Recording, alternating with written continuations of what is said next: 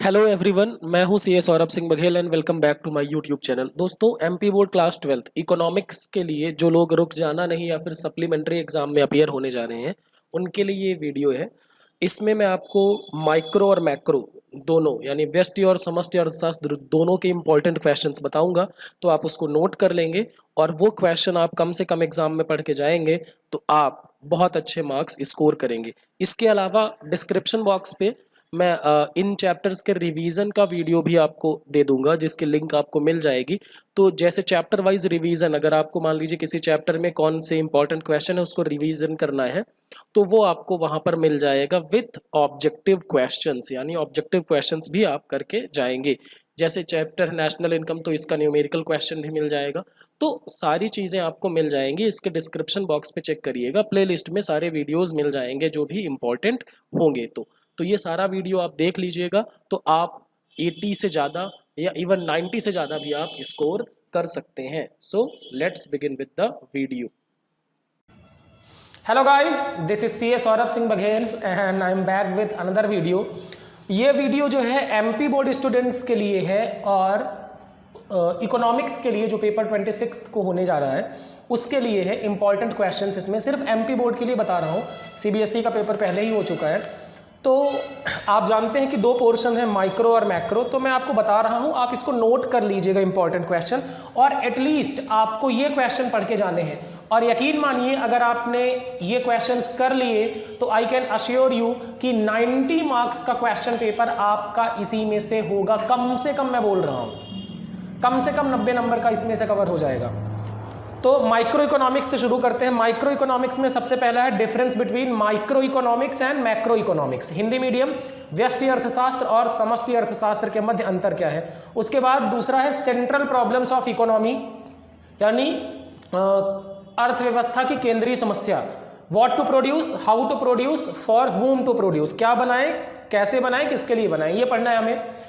उसके बाद positive science and normative science में डिफरेंस, यानी सकारात्मक विज्ञान एवं आदर्श मूलक विज्ञान के मध्य अंतर हमें पढ़ना है। उसके बाद प्रोडक्शन पॉसिबिलिटी फ्रंटियर, बहुत इंपॉर्टेंट है, इसको जरूर पढ़िएगा। प्रोडक्शन पॉसिबिलिटी कर्व, यानी उत्पादन संभावना वक्र को समझाना है चित्र के साथ विथ अ डायग्राम। तो ये पढ़ के जाएंगे, आपका ये पहला चैप्टर हो जाएगा। उसके बाद कंज्यूमर इक्विलिब्रियम पे आइए। तो सबसे पहले पढ़ना है व्हाट इज मार्जिनल यूटिलिटी, सीमांत उपयोगिता किसे कहते हैं। यूटिलिटी क्या होता है, want satisfying power of commodity. Marginal utility क्या होता है, utility derived from the consumption of additional unit, उसे कहते हैं मार्जिनल यूटिलिटी, सीमांत उपयोगिता। दूसरा है law of diminishing marginal utility and it's assumption, यानी सीमांत उपयोगिता नियम किसे कहते हैं एवं इसकी मान्यताएं क्या हैं।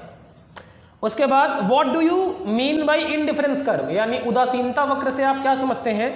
और what are the properties of indifference curve, यानी इनडिफरेंस कर्व की प्रॉपर्टीज, यानी उदासीनता वक्र की क्या विशेषताएं कह सकते हैं। इनडिफरेंस कर्व क्या होता है, आपको बताता है कि एक लाइन पे आपको सेम लेवल का सेटिस्फैक्शन मिलेगा दो कमोडिटी यूज करने पे। And what do you mean bye budget line, budget line यानी बजट रेखा से आप क्या कहते हैं। 2 नंबर या 3 नंबर में ऐसे सवाल आपसे पूछे जा सकते हैं। तो ये हुआ आपका कंज्यूमर इक्विलिब्रियम का पोर्शन। उसके बाद आते हैं प्रोडक्शन फंक्शन, सॉरी एक मिनट, इसमें एक मिनट, चलिए प्रोडक्शन फंक्शन पे आते हैं। एक मिनट, अच्छा ओके, पीछे था, सॉरी। लॉ ऑफ डिमांड पे आते हैं। डिमांड वाले चैप्टर में सबसे पहले पढ़ना है law of demand.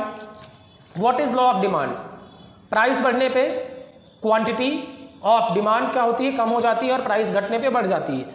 Individual demand किसे कहते हैं और मार्केट डिमांड किसे कहते हैं, इसका शेड्यूल आपने पढ़ना है।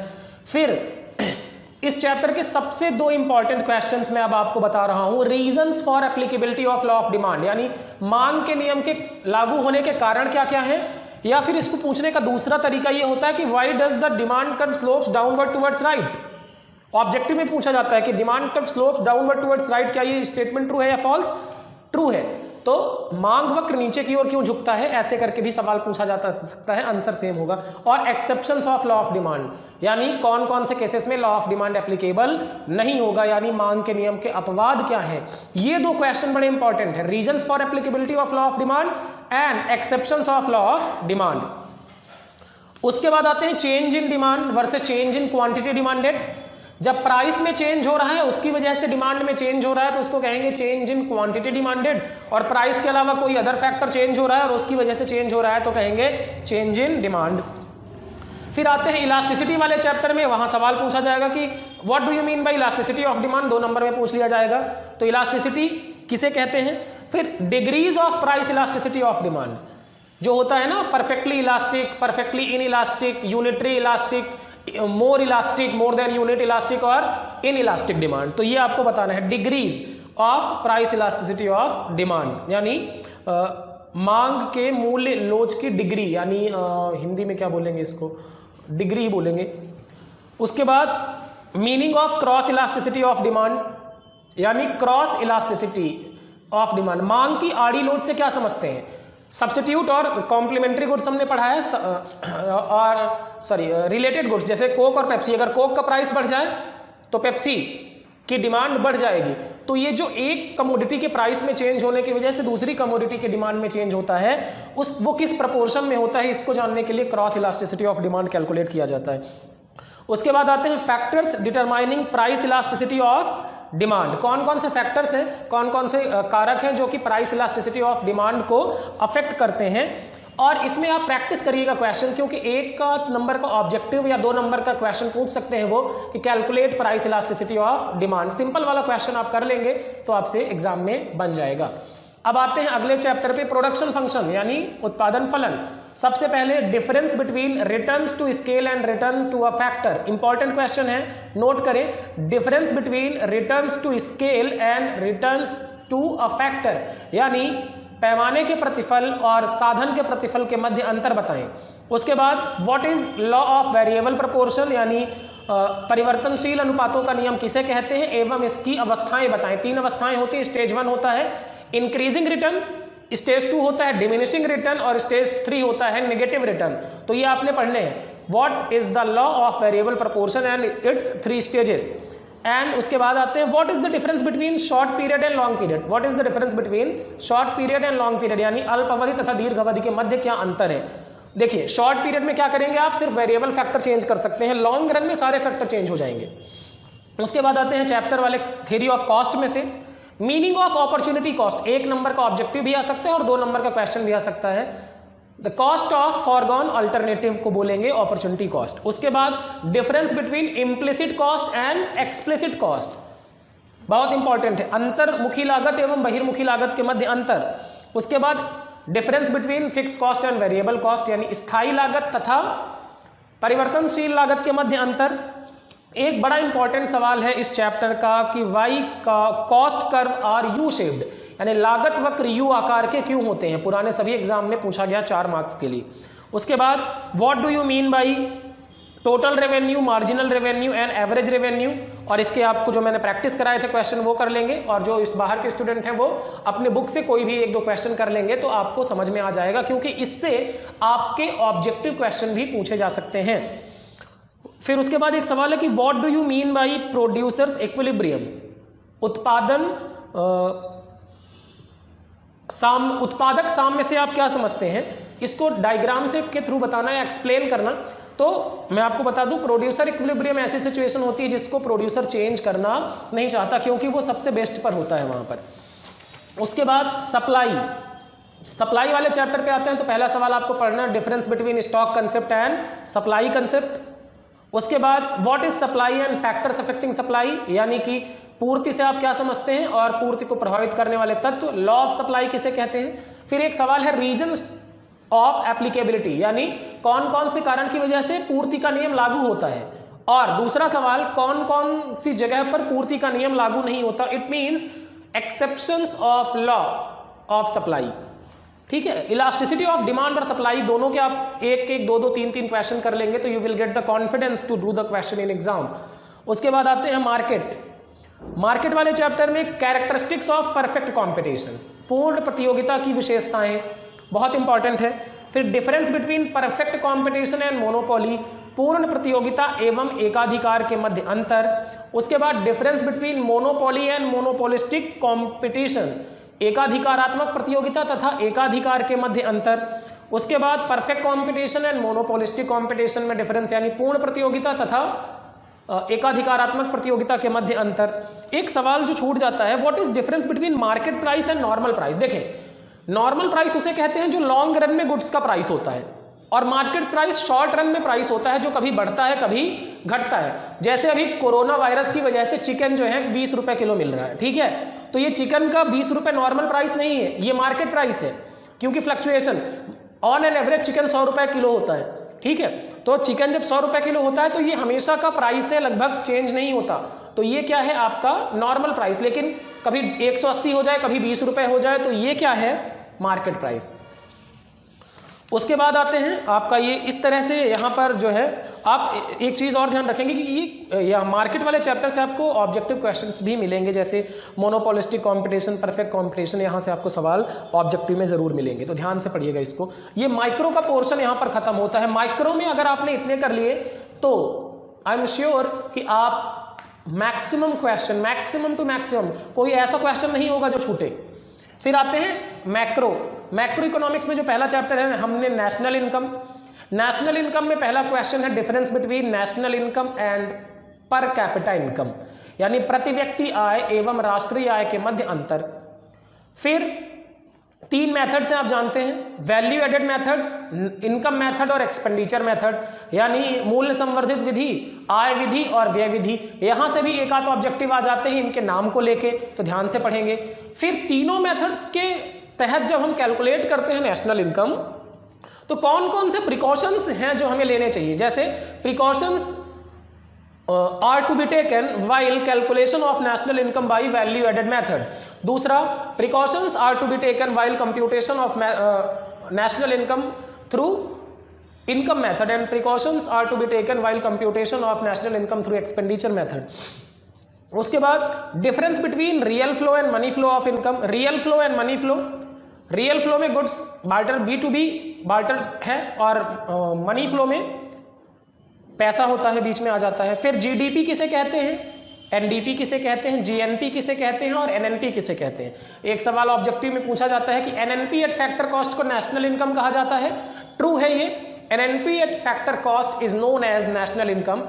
उसके बाद difficulties in measurement of national income in India, Bharat में राष्ट्रीय आय की गणना करने में क्या क्या कठिनाइयां हैं, ये सवाल है।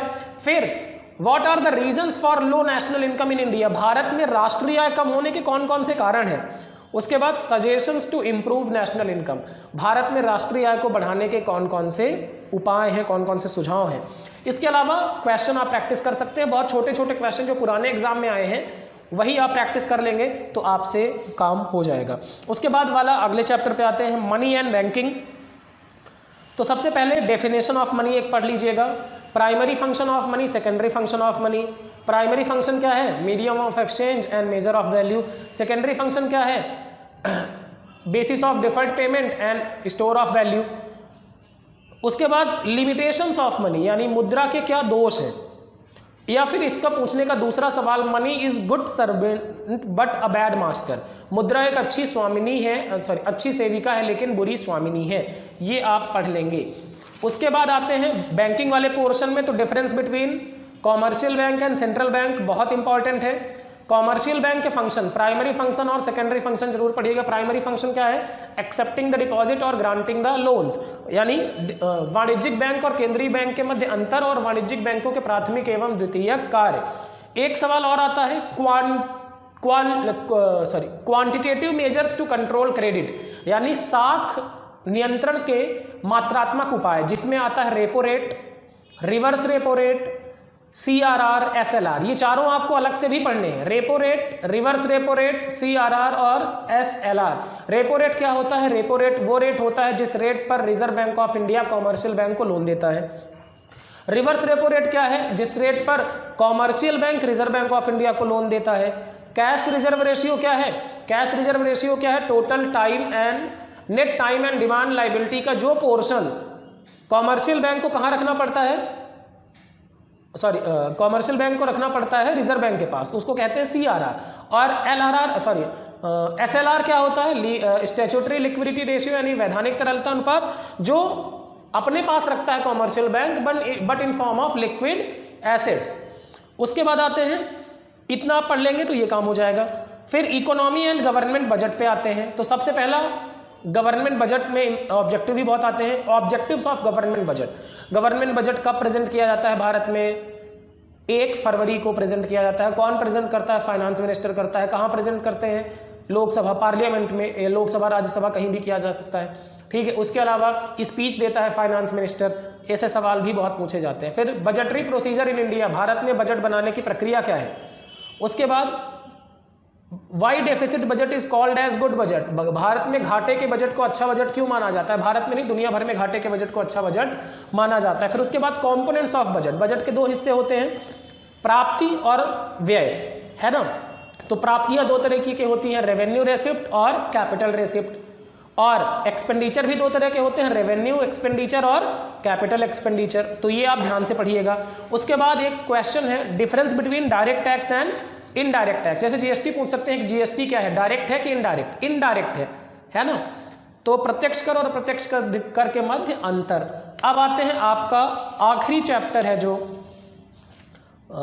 आखिरी नहीं, उससे पहले है आपका 2 चैप्टर बचे हैं अभी।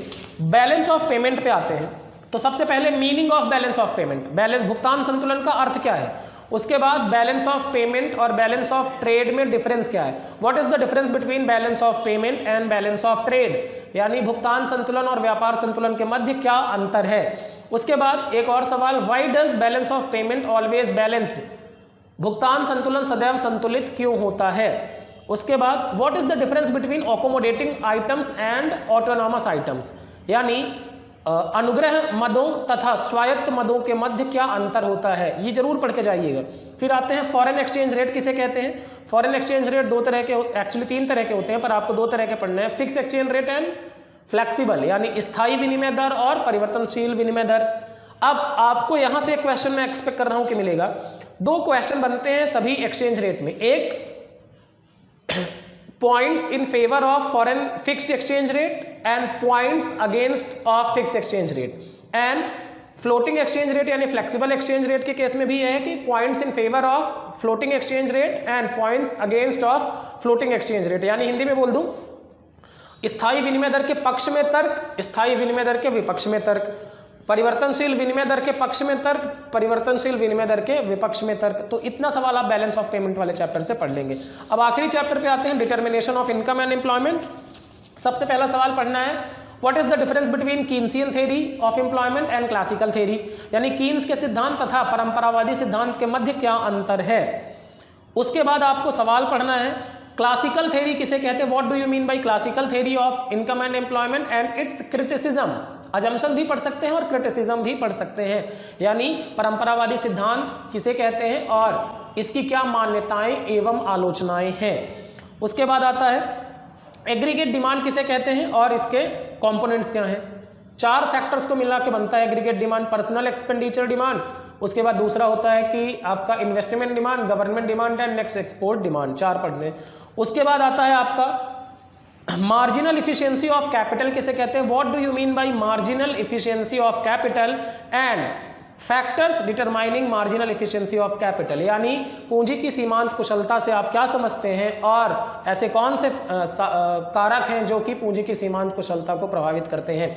उसके अलावा मैं आपको बता दूं, एक क्वेश्चन है autonomous investment and induced investment में क्या डिफरेंस है, यानी स्वायत्त निवेश एवं प्रेरित निवेश के मध्य क्या अंतर है। उसके बाद सवाल आता है रीजंस फॉर एक्सेस डिमांड, यानी आधिक्य मांग के क्या कारण हैं और आधिक्य मांग को नियंत्रण करने के उपाय क्या होंगे। Measures to control excess demand बहुत इंपॉर्टेंट है, एक्सेस डिमांड और डेफिशिएंट डिमांड में से एक क्वेश्चन 100% आना है। रीजंस फॉर डेफिशिएंट डिमांड यानी अभावी मांग के क्या कारण है, and measures to control deficient demand. तो अगर आप, ये पूरा चैप्टर हो गया, अगर आप इतना क्वेश्चन कर लेते हैं तो I am sure about that कि more than 90% of the paper will be out of these questions only. So guys, thank you very much and best of luck for your examination. I hope you, if you have liked the video, please share with your friends. और अगर आपको बेहतर लगा तो दोस्तों को भी share कर दें क्योंकि उनका भी एग्जाम होने वाला है तो वो भी पढ़ लेंगे। Thank you very much.